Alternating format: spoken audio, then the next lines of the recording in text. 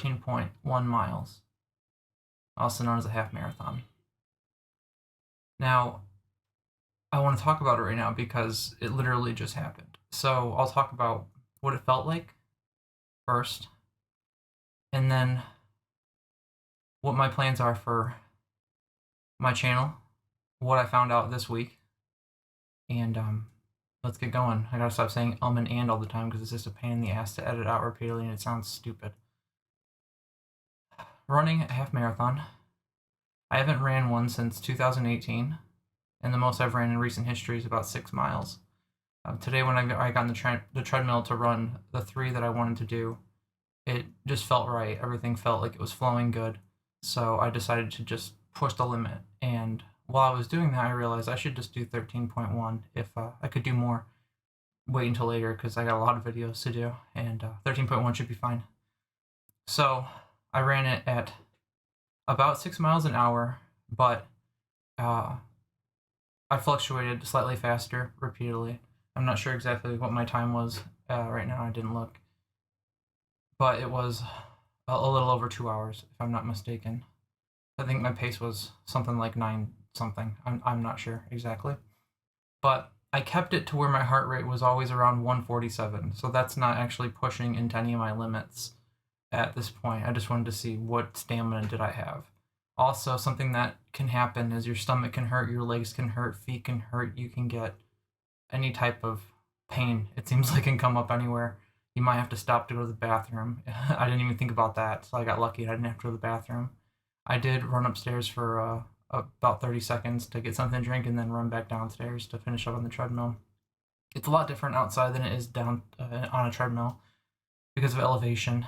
And sometimes it's a lot harder. The ground can be a lot harder if you're running on concrete. But this run in particular, I didn't feel any excessive pain in my legs. Only my ankles felt probably about a 2 out of 10. Cardiovascularly, because I never really pushed it, I wasn't ever breathing heavily. I didn't really sweat too much. What you see on me is about the gist of it, which isn't too much. But I'm extremely happy that it feels this way. I worked really hard since 2017 one way or another.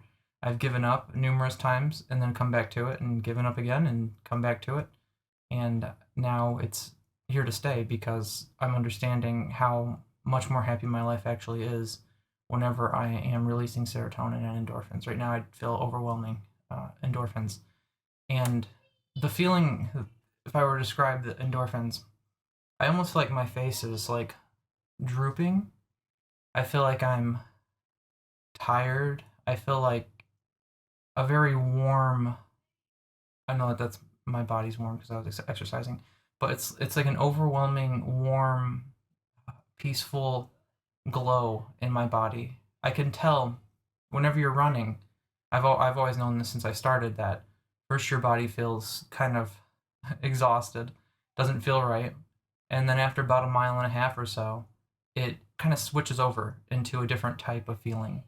And that feeling, it's more like your body's in be lazy mode, and then it's let's do work mode. So it's almost as though it switches all of the things inside of your body at that moment in time, and you get released endorphins. So even though it did hurt, it seems to get reduced at around that 1.5 mile mark. By mile 3, I'm usually all the way covered up from any pain regarding the run. But sometimes it can be unbearable. If you're not trained, you are going to feel things that you've never felt before, and you're going to have to increase your cardiovascular fitness to a point that your body's able to supply the oxygen everywhere it needs and not shut anything down. So that's pretty much what it feels like. I will probably rest most of the day. I need to be doing a lot of edits. That takes me into the next part. Going forward in the channel, I spent a lot of time yesterday on the spreadsheet that I'm using to work on my happiness, and it has a few different categories, and one of those is videos posted.